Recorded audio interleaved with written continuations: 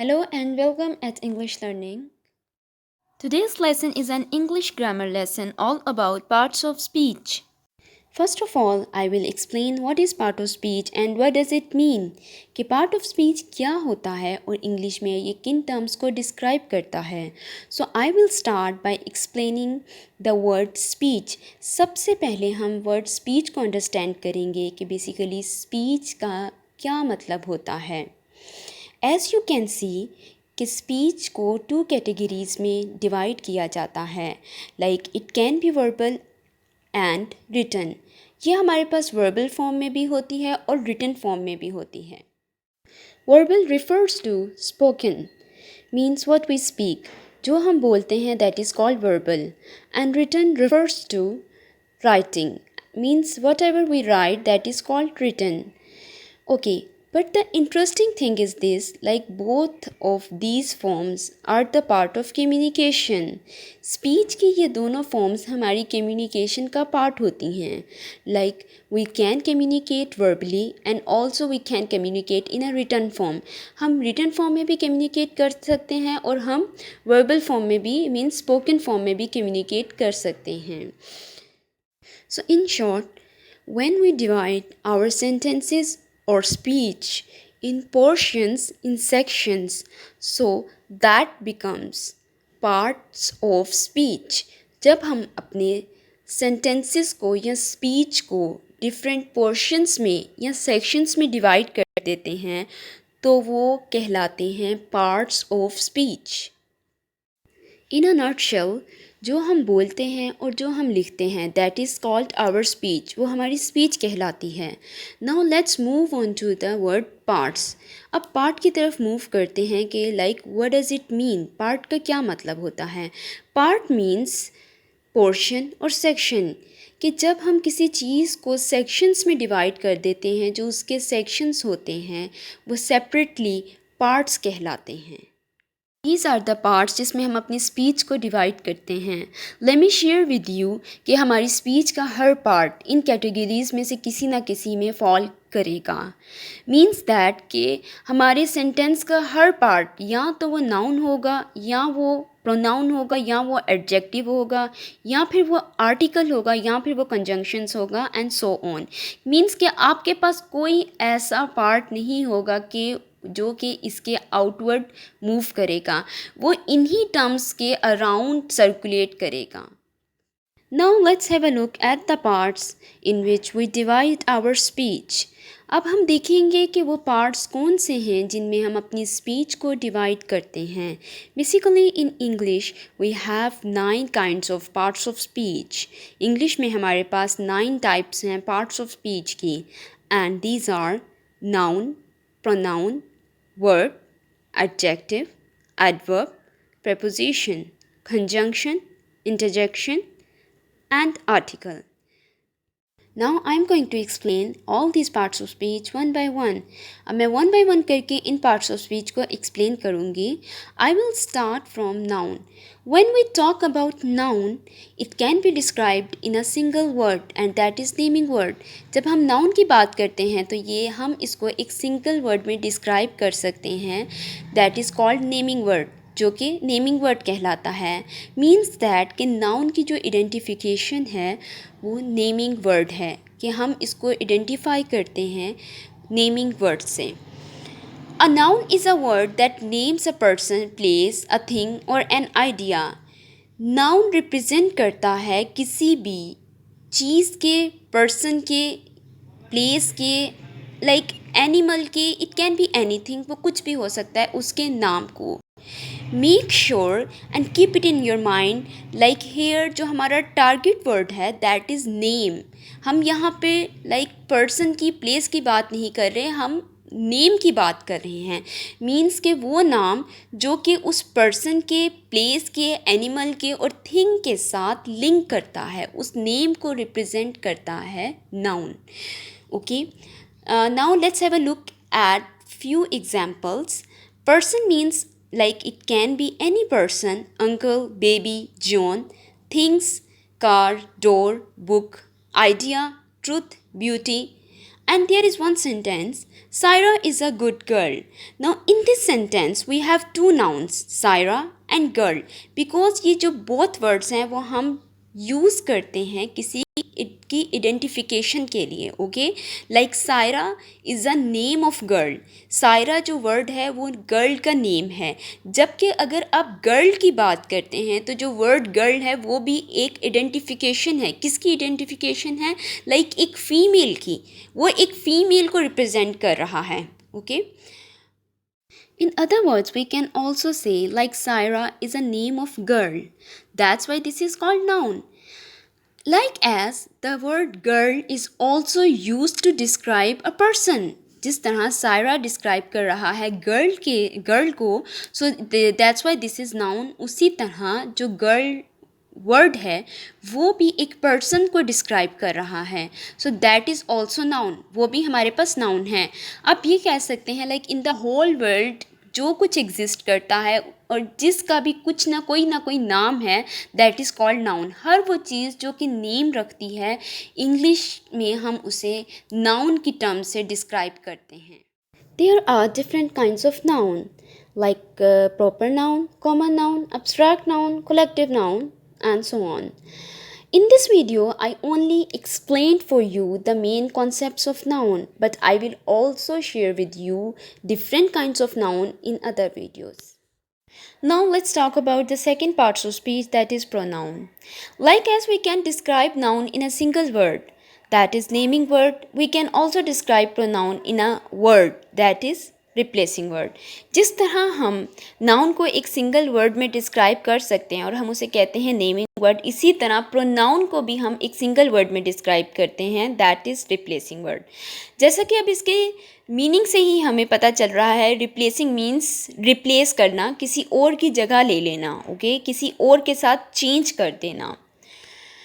So let's move on to the definition first. A pronoun is a word that can take the place of noun. Pronoun वो words होते हैं जो कि noun की place लेते हैं।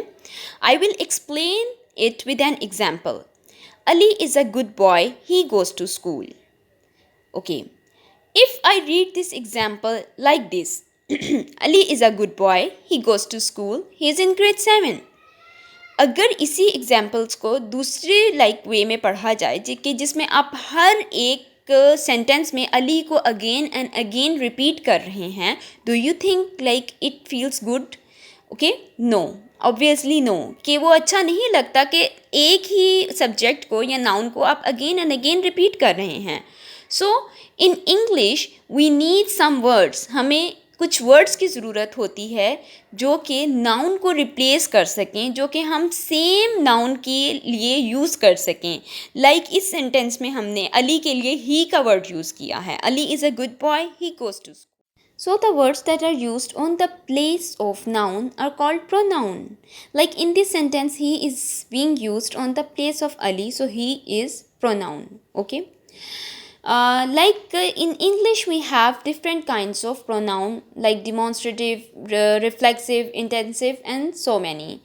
But in this video, I only explain for you the main concepts of pronoun, and I will also explain for you different kinds of pronouns soon. Now let's have a look at a few words that are used for pronoun like he, she, we, me, their, myself, these, and each other. And we use these words according to situation. Now let's talk about the third part of speech, that is verb, and it can also be described in a single word, that is doing word or action word. अगर हम verbs को single word में describe करें तो वो कहलाएगा doing word और action word. जैसा कि इन वर्ड्स से ही शो हो रहा है कि एक्शन और डूइंग मीन्स कि ये किसी काम को शो करते हैं कि सेंटेंस में होने वाला काम, okay. So a verb is a word that expresses action और अ स्टेट ऑफ बीइंग, कि वो वर्ड्स जो कि एक्सप्रेस करते हैं एक्शंस को और स्टेट ऑफ बीइंग को, कि उस सेंटेंस में क्या काम हो रहा है, उनको हम कहते हैं ग्रामेटिकल टर्म में verb. Now let's have a look at some examples. The students do their homework. I live in Pakistan. I am reading a book. Now अगर हम फर्स्ट सेंटेंस की बात करें तो इस सेंटेंस में जो वर्ड डू है वो शो कर रहा है इस सेंटेंस के एक्शन को कि the students do their homework, but जो स्टूडेंट्स हैं वो अपना काम करते हैं. Okay, so the word do is verb. In next sentence, I live in Pakistan. The word live shows the action. Okay? The word live shows the action. जो live है वो action को show कर रहा है. Means कि like मैं पाकिस्तान में रहती हूँ. रहना. So live is verb. I am reading a book. मैं एक book read कर रही हूँ. The word reading shows the action. जो रीडिंग है वो एक्शन को शो कर रहा है. एंड व्हाट वी सेड, हमने क्या कहा था कि वो वर्ड्स जो कि एक्शन को शो करेंगे ग्रामेटिकल टर्म में हम उन्हें वर्ब कहेंगे. That words are called verb. Now the next part of speech is adjective, that is explained as describing word. Adjective वो words होते हैं जो कि describe करते हैं, that's why हम उसे describing words भी कहते हैं. Now the point is like what they describe, ये क्या describe करते हैं. Let's have a look at example. An adjective is a word that modifies a noun by limiting its meaning. Adjective वो words होते हैं जो कि noun को modify करते हैं और noun को describe करते हैं. For example, I have a great idea. In this sentence, the word great is adjective and the word idea is noun. इस sentence में जो word great है वो describe कर रहा है किसको? Idea को, जो कि हमारा noun है. Like this, in next example, Pakistani wool. The word Pakistani is describing to wool. जो कि पाकिस्तानी word है वो describe कर रहा है wool को. That's why these words are called adjective. Now the next part of speech is adverb. That means modifying words.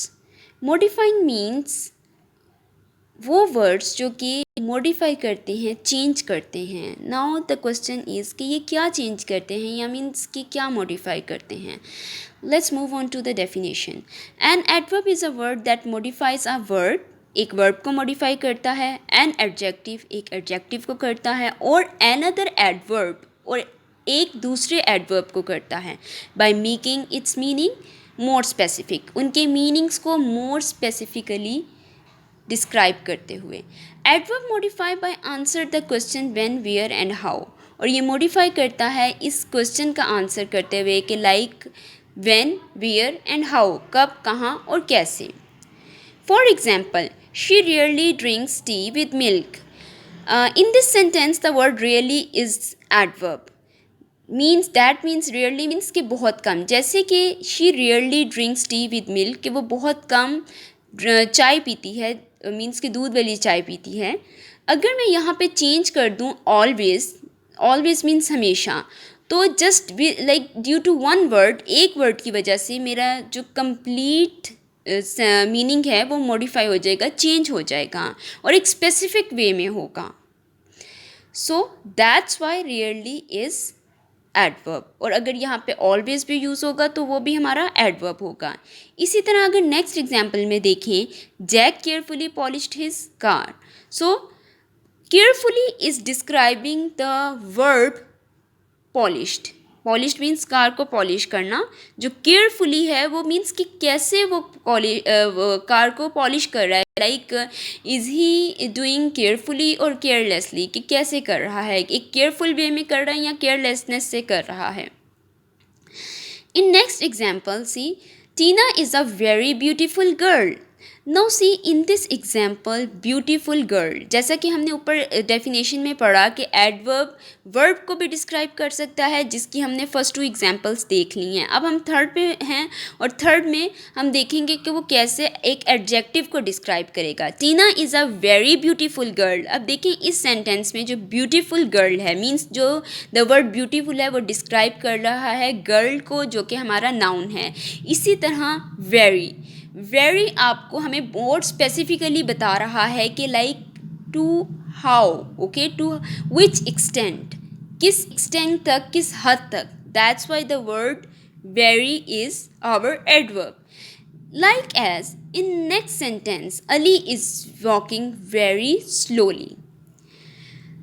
अब हमारे पास इस नेक्स्ट सेंटेंस में जो वर्ड स्लोली है वो एडवर्ब है because Ali is walking slowly. Just अगर मैं ये कहती हूँ कि अली इज़ वॉकिंग स्लोली, तो जो वर्ड स्लोली है वो डिस्क्राइब कर रहा है वॉकिंग को। बट जब मैंने वेरी का एडिशन किया, मीन्स कि वो मोर स्पेसिफिकली डिस्क्राइब कर रहा है, like to some, to how and to which extent, कि किस हद तक। Okay, so in this example the word very is describing to another adverb. Preposition can be described as positional words, means in a one word हम इसे positional word से describe करते हैं. Like, let's see how. A preposition is a word that shows the relationship of a noun or a pronoun to some other words in a sentence. Prepositions वो word होता है जो कि relationship show करता है noun का या pronoun का to some other words दूसरे words से के साथ in a sentence.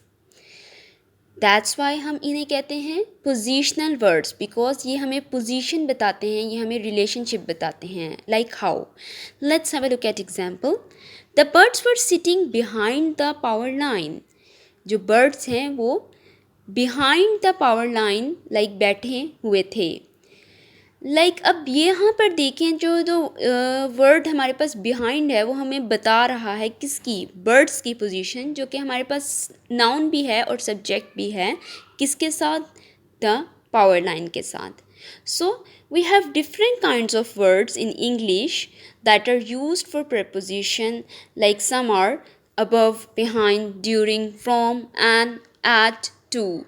And inshallah in further videos we will learn how and where we use different kinds of words, कि हम किन words को किस situation में as a preposition कब use करते हैं. Conjunction, that can be described as joining words, means that कि कंजंक्शन को हम अगर सिंगल वर्ड में डिस्क्राइब करें तो हम इन्हें as a joining word describe करते हैं. ज्वाइनिंग वर्ड्स मीन्स कि वो वर्ड्स जो कि ज्वाइन करते हैं, जोड़ते हैं किसको. A conjunction is a word that joins single words और a group of words in a sentence. Means कि कंजंक्शन वो वर्ड्स होते हैं जो कि सेंटेंस में सिंगल वर्ड्स को या ग्रुप ऑफ वर्ड्स को आपस में लिंक करते हैं. For example, he visited the doctor because he was sick. कि उसने डॉक्टर को विज़िट किया because, क्योंकि वो बीमार था.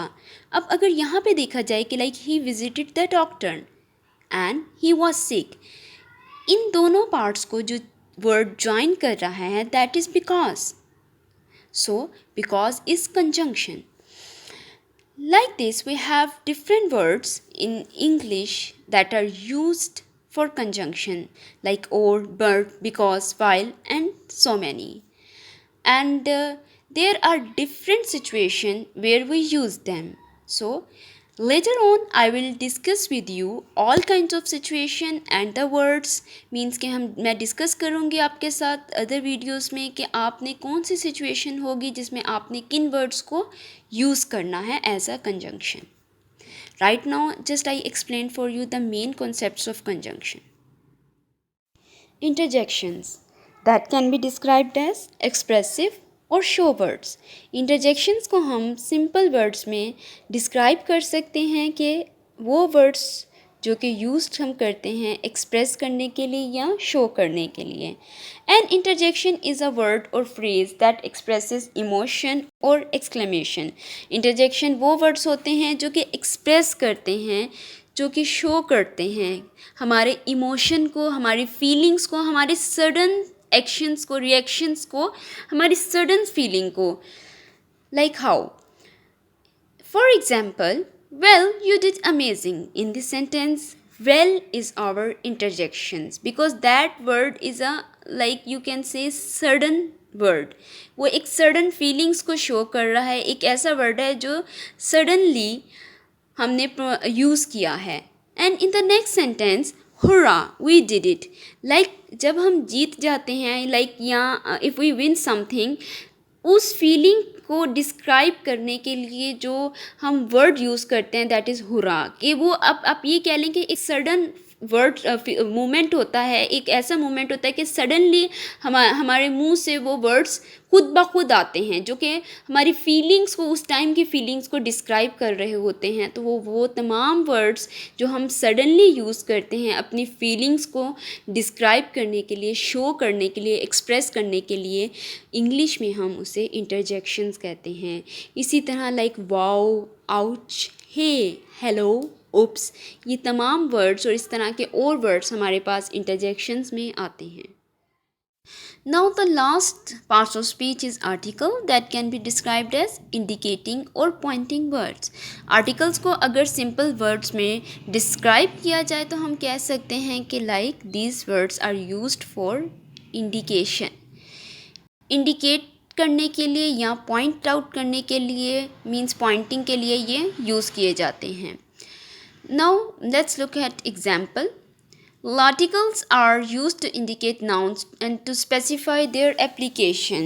Articles use किए जाते हैं noun को indicate करने के लिए और उनकी application को specify करने के लिए. We have two kinds of articles, definite and indefinite. But in this videos, like I only explained the main concept of article, and like other parts of speech, the kinds will be explained and shared with you in other videos soon. So let's have a look at examples. I bought myself a guitar, and in next example he can play the guitar very well. अब first example में अगर हम देखें तो I bought myself a guitar, इसमें जो word आ है दैट इज़ आर्टिकल। बेसिकली वो इंडिकेट कर रहा है नाउन को दैट इज़ गिटार कि वो इस सेंस में आ रहा है कि like it can be any guitar, not a specific. जबकि सेकेंड सेंटेंस में हम the as a article use कर रहे हैं जिसमें नाउन से पहले द का यूज़ किया जा रहा है। So the is used for like for something very specific, ठीक है, like किसी चीज़ को स्पेसिफाई करने के लिए हम द का यूज़ करते हैं। मीन्स कि किसी चीज़ को स्पेसिफाई करने के लिए हम द का यूज़ करते हैं। तो यहाँ पर हमारे पार्ट्स ऑफ स्पीच का एंड होता है। नाउ अब हम देखेंगे कि I will share with you a sentence where I will apply all this parts of speech. मैं आपको उस पर वहाँ अप्लाई करके दिखाऊंगी कि कैसे ये हमारे सेंटेंस पर अप्लाई होता है। Let's see. Here is a sentence. Parts of speech. Identify all the parts of speech in the following sentence. Yesterday, we went to the cinema because John had luckily received 2 free tickets. So now I want you to pause this video for a minute and try to apply parts of speech over here on this sentence. अब मैं आपसे चाहती हूँ कि आप इस video को just like 1 minute के लिए पॉज करें और उन पार्ट्स ऑफ स्पीच को यहाँ पर अप्लाई करें इस सेंटेंस पर। Just try it. Let's match the answers. Yesterday, adverb, we pronoun, went verb, to preposition, the article, cinema, noun, because conjunctions, John, noun, had verb, luckily adverb, received adverb, verb, 2 numerals can be adjective, free adjective, tickets, noun. So these were the answers. So students and viewers, I hope you enjoyed today's lesson and developed a good understanding about this topic. Now it's quiz time. I've prepared a quiz for you related to this topic and I'm sharing it in the description box below. You just have to click on that link and you can easily attempt your quiz to check your understanding level. इस topic से related मैंने एक quiz prepare किया है जो कि मैं description box के मींस इस वीडियो के नीचे शेयर कर रही हूँ। आप उस क्विज़ को अटेम्प्ट करते हुए अपनी अंडरस्टैंडिंग के लेवल को चेक कर सकते हैं कि ये टॉपिक आपको कितने % क्लियर हुआ है। So, I recommend you to attempt that quiz and check your understanding level. Thanks for watching. Don't forget to subscribe it and press the bell icon to get more updates.